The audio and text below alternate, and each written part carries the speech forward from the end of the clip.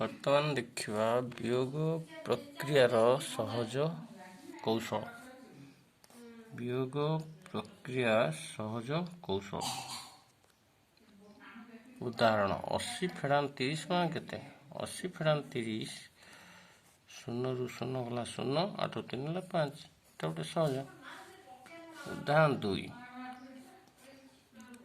75 ଫେଡ଼ାନ 16 ସମାନ କେତେ?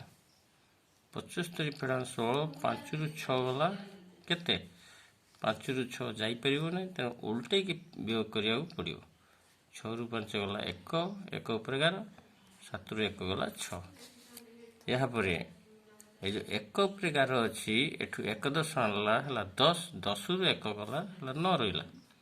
ଏବଂ ଏଠି ଅଛି 5 ରହିଲା, ସେ 5 କୁ 5 ରହିଲା, ତେଣୁ ଏହାର 59 ଉତ୍ତର ହେଲା।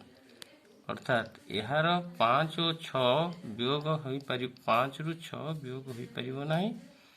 ନଥିବାରୁ 6 ରୁ 5 ବିୟୋଗ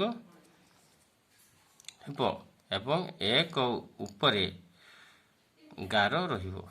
ପରେ 11 ଥିବା ସଂଖ୍ୟାରେ ବାମ ପାଖରୁ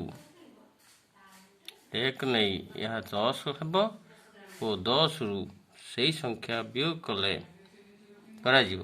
ଶେଷରେ ଉତ୍ତର ମିଳିବ। ଠିକ୍ ସେହିପରି ନିୟମରେ ଉଦାହରଣ 3 4567 ଫେଡ଼ାଣ 1667। 7 ରୁ 8 ଗଲା କେତେ? ନା ବିୟୋଗ କରାଯାଇ ପାରୁନଥିବାରୁ ତା ଉଲଟେଇକି 8 ରୁ 7 ଗଲା କେତେ ଧରାଯିବ? 8 ରୁ 7 ଗଲା 1, ତେଣୁ 1 ଉପରେ ଉଲଟା ଥିବାରୁ 1 ଉପରେ 11 ରହିଲା। 7 ରୁ 6 16 ହେଲା, 1 ଉପରେ 11 ରହିଲା।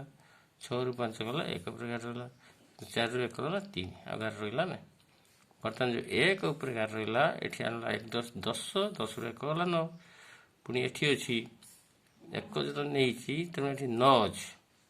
9 ରୁ 1 ଗଲା 8, ଏଠି 1 ନେଇ ପଳେଇଛି, ମାନେ ଏଠି ଅଛି 9 ଅଛି। 9 ରୁ 1 ଗଲା 8, ତେଣୁ ଏଠି 1 ପଳେଇଛି, 1 10 ପଳେଇଛି, ତେଣୁ ହେଲା ଏଠୁ ହେଲା 1 ପଳେଇଥିବାରୁ ଏଠୁ ହେଲା 2, 2 2 ଗଲା 0। ଏଠି 1 ପଳେଇଥିବାରୁ 2 ରହିଲା, ସେ 2 ରହିଲା। ବର୍ତ୍ତମାନ ଉତ୍ତର ହେଲା 2 8 8 9 ଉତ୍ତର। ଠିକ୍ ସେହିପରି ଅନ୍ୟ ଏକ ଉଦାହରଣଟେ ନିଆଯାଉ। 3 2 7 8 ଫେଡ଼ାଣ 1 4 3 5। ଏଠି 8 ରୁ 5 ଗଲା 3, 7 ରୁ 3 ଗଲା 4, 2 ରୁ 4 ଯାଇପାରିବନି, 4 ରୁ 2 ଗଲା 2, ସେଭଳିଆ 3 ରୁ 1 ଗଲା 2। ପ୍ରଥମ ଲେଖାଯିବ ସମାନ। ଏଠି 3 କି 3 ରହିଲା, 4 କି 4 ରହିଲା। ଏଠି 2 ଯେତେବେଳେ ଯାଇପାରିନି, ଏଠି ଆଣିଲା 1 10, 1 10 ବା 10 ରୁ ଏଇ 2ଟି ବିୟୋଗ କରାଗଲା। 10 ରୁ 2 ଗଲା 8, 10 ରୁ 2 ଗଲା 8।